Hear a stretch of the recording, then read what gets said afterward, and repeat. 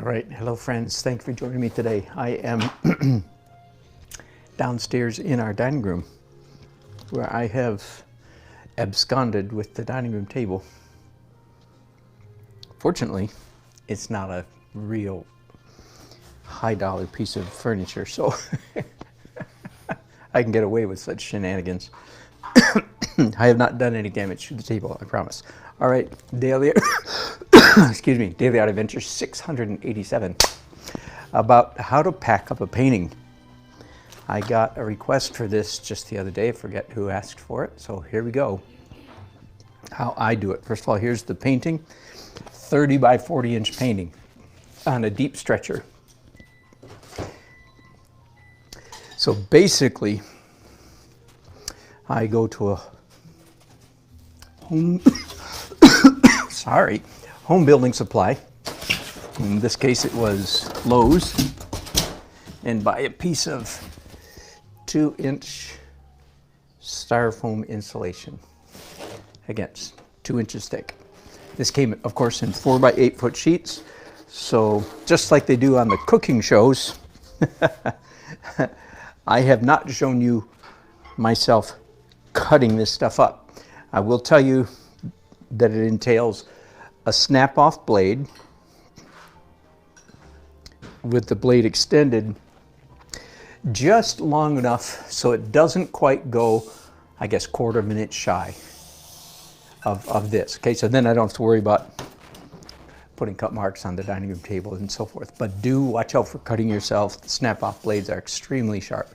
So if you cut through, and of course I have a big metal yardstick, and I'm not showing you all that because I'm assuming you guys know how to do that. And if you, by any chance, are one of those people who paints on narrow stretchers like this, then you want to buy the 1/2 inch styrofoam, or 1 inch at most, okay? No, I shouldn't say 1/2 inch. You want to buy 1 inch, sorry, as opposed to 2 inch. 1 inch will do. So I've already cut out 2 pieces here that are 2 plus 2, 2 plus 2, 4 inches wider than the painting. And then I cut out a number of 2 by 2 inch strips, as you see here, cutting. And I create then a box. Now, here's a little trick. It's not, especially if you're doing small paintings, but listen, you guys that do small paintings, this is a piece of cake, and this technique is perfect for you guys. And it's easy if you're doing small paintings. All right, now I just have in my shop, of course, some 2-inch nails. They're not, especially for you guys doing small paintings, you don't need to do this. But if, like me, you're doing kind of a large painting, then I just use the nails to temporarily, mind you, well, hold those pieces together. Now, this is an important detail. If you're watching, pay attention. This is newsprint, and I think I can get away. Sometimes I've wrapped the newsprint around the painting, but I don't think I need to do that in this case because it's such a nice tight fit. I'm just going to put out a couple layers of newsprint paper. Now here's the part that I want to say. Do not use bubble wrap. Listen to me, hear ye. At risk of destroying your painting, do not use bubble wrap. How do I know? Man, that was probably 4 or 5 years ago now. A gallery, I forget now which gallery it was in town, called me up and says, do you do painting restoration? I certainly don't advertise, no. But I've done my version, amateur painting restoration, a couple times. So in this case, someone had shipped there, I think that's it. Someone had shipped a painting from Europe. Nice painting from Italy or France or something. And they'd boxed it up well enough, but inside the box they had wrapped the painting in bubble wrap. Now, I don't know what's in bubble wrap, but whatever it is, it eats oil paint. Who'd have thought? So I'm sure that the painting seemed completely dry when the artist packed it up. But as it was sitting in that sealed container for who knows how long, the bubble wrap literally reactivated the oil paint, and I ate into it is the best way to put it. So there you go. So newsprint, yes. Don't use anything plastic. I would not trust styrofoam in direct contact with an oil painting either. All right, so you see then what I've done. I put the lid on it, and there essentially is my box. Now this is called stretch wrap. It comes also in a smaller, again, for you guys doing small, it's about the size of a big lollipop, no, big popsicle. I'm getting my candy forms mixed up. But that would take quite a while if I was using the small size of stretch wrap. So it's essentially industrial size or industrial strength saran wrap, to use a brand name, which I shouldn't do. Essentially, but you know what I mean by that. And this is why I have to use the nails, because while I am getting this, it's actually the plastic is what's going to hold this whole thing together. But until I get the plastic wrapped on it, stretch wrap they call it, until I get the stretch wrap going really good, the nails are helping. That was about as awkward as it could be. Okay. Whoop, whoop, whoop. And sometimes I will even condescend to ask for help with this stage of the process, but not today, no siree. There we go. We got her now. It's all clear sailing from here on. So basically, I'm not sure you need to see me do all this, but doggone it, you're gonna, if I have to do it, you have to watch. I care about you. Real deep down. So this painting is going to Barbara in Ohio. Woohoo! And I'm sorry that it's getting out later than I had thought, Barbara. If you're watching, I hope you are. Because this is what's coming to you. And Tricia in California, yours is already wrapped up and sitting over there right inside the front door. I don't think Tricia, she doesn't watch my broadcast though. She just bought a painting from me out on the street last week. So, now this is a little bit tricky, but we want to get going the other direction now.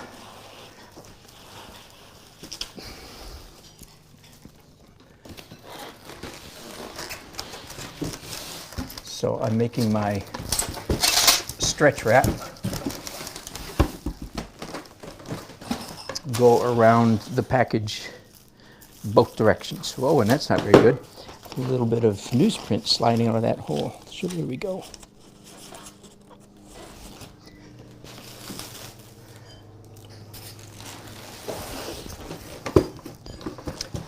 The last thing I'm going to do, besides put the address on it, take it to the shipping store, wherever that may be. My wife, thankfully, will be doing that for me. The last thing we're going to do then is put packaging tape. So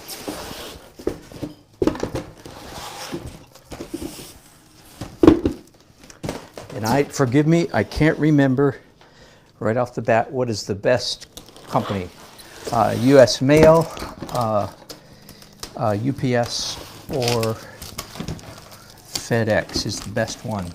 And one of those, and I think it was FedEx.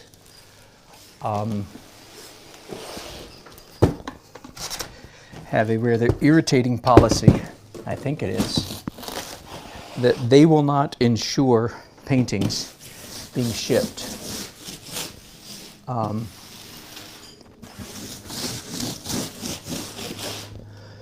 They will not insure the painting in their care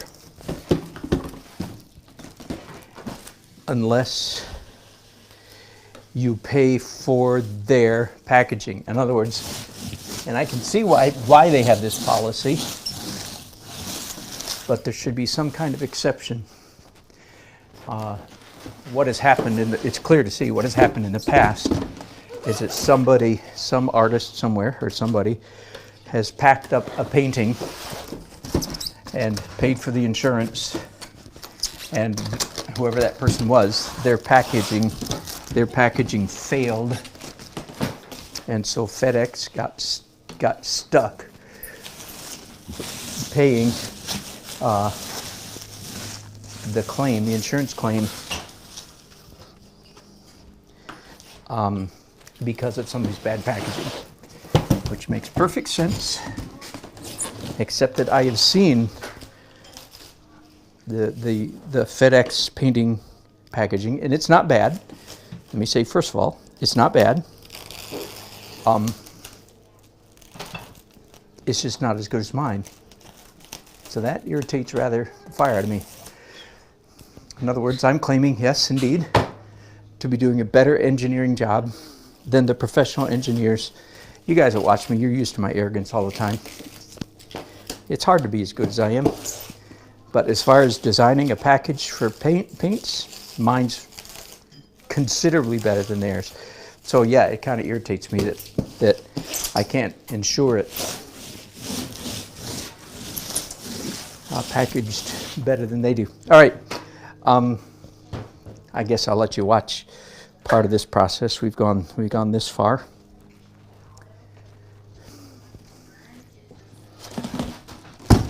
I keep hitting the light fixture. That's not part of the deal. You don't have to hit the light fixture. Lovely sound, eh?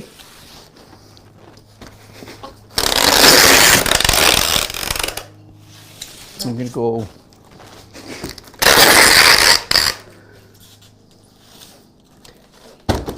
twice around the circumference, I guess.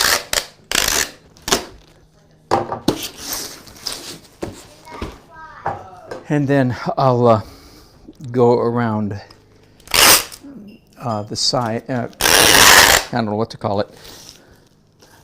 I'll go around the other way. That's all I'm going to say. And I'm not sure I'm going to continue this. Lovely sound.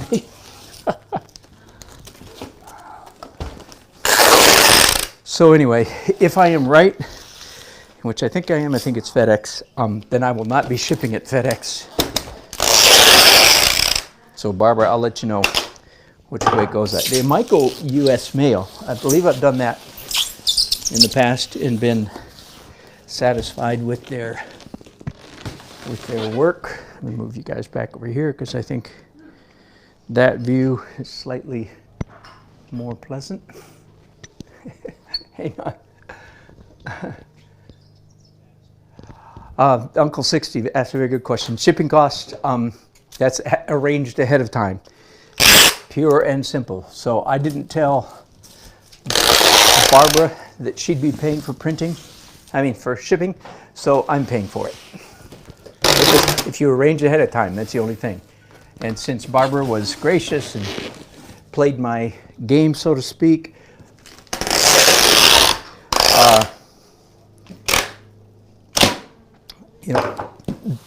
placing a bid online, then I just deduct this from my profits that Barbara gave me by paying for the painting. So is she getting a good deal? You bet. Do I want people to feel like they've gotten a good deal? You bet. It doesn't mean that at some time in the future I might not say, okay, wait a minute, $25 for shipping. I expect this one to cost about $60 to ship. It could be $75. So this one will not be cheap.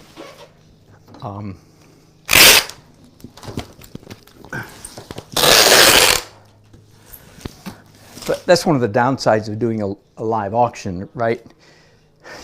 I don't feel, when people are placing a bid and they say, well, you know, $700-800, I could put fine print. Oh, by the way, if you live out of town, you have to add $75 for shipping. Yeah, that's just, anyway, that's the way I've decided to do it.